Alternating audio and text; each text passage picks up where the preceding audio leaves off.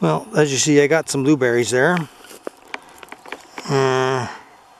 It's pretty labor intensive picking these things, and of course with the heat and the bugs, you know, it's not like it's easy pickings. I mean, out here in the bush, as the wild animals know, you have to pay for everything you get in one way or another.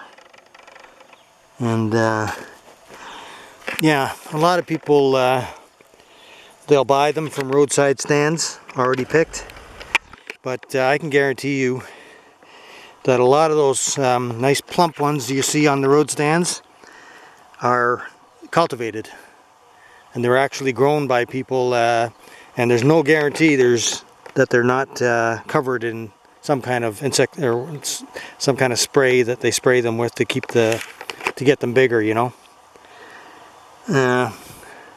Yeah, I picked some. I think the last time I picked some guy, I was coming into the building, some guy asked me, are they big?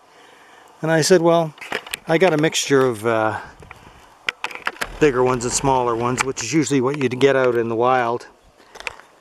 And he seemed disappointed because he's probably used to buying them off roadside stands, and that's what they do. They grow them commercially. Look at all those dark clouds out on the hills there. I don't know if you can see them well in this video. There's more clouds moving in now, as you can see, and they're all making dark spots on the hills out there. Yeah, today's supposed to be the last day of the really hot stuff. I mean, the temperature's going down to 12 degrees tonight, which is very nice. I like that. I like that kind of coolness.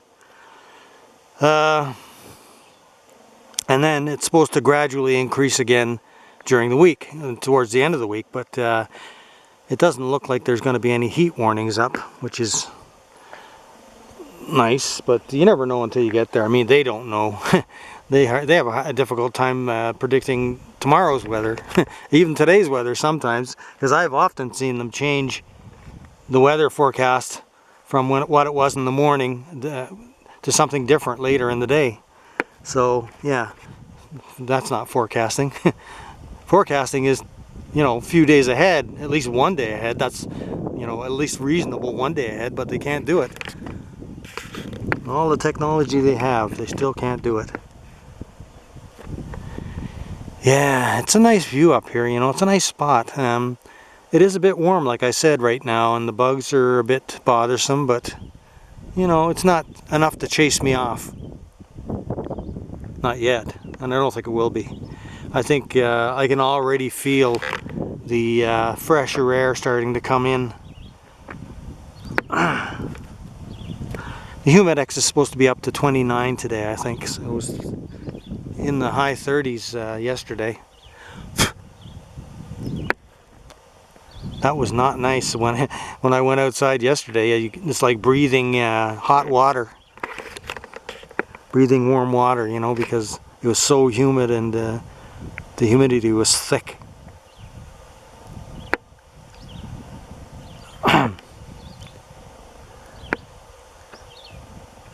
No, I wouldn't do any substantial hikes today still because it's too hot for that.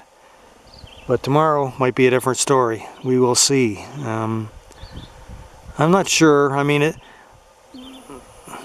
I'm not sure what I might do tomorrow if it is nice enough to do something. I'd like to get some exercise. Man, I have not got enough exercise this hiking season yet. Simply because it was one thing or another, you know, black flies or hot and humid or, you know, one thing or another. So I need the exercise, and that's one thing I'm going to be getting once it cools down now, starting tomorrow. Yeah. I think up that way, I don't know, it's hard to tell from here sometimes. I was thinking up that way. I see a really high hill up there. I don't know if that's Old Baldy or not. It could be. That one with the bright spots on it. that could be Old Baldy there on the other side of Flack Lake. I've been up there. Very nice up there, very nice. The view is amazing. I want to go up there in the fall, because it must be really nice up there in the fall with the colors. But it all depends on the wind, because I have to paddle across Flack Lake, and Flack Lake is a very big lake. It gets rough out there. So, yeah. And it's a long paddle, 6 kilometers there and 6 kilometers back. That's 12-kilometer paddling, plus the hike up to the top of the top of Old Baldy. So, yeah, it's like I called it last time. It's a biathlon. Yeah. Quiet here, which I like.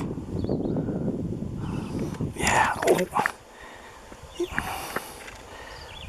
I'm just going to look around a bit more. I mean, I've got, like I said, I've got, what is it, about a half-full container of the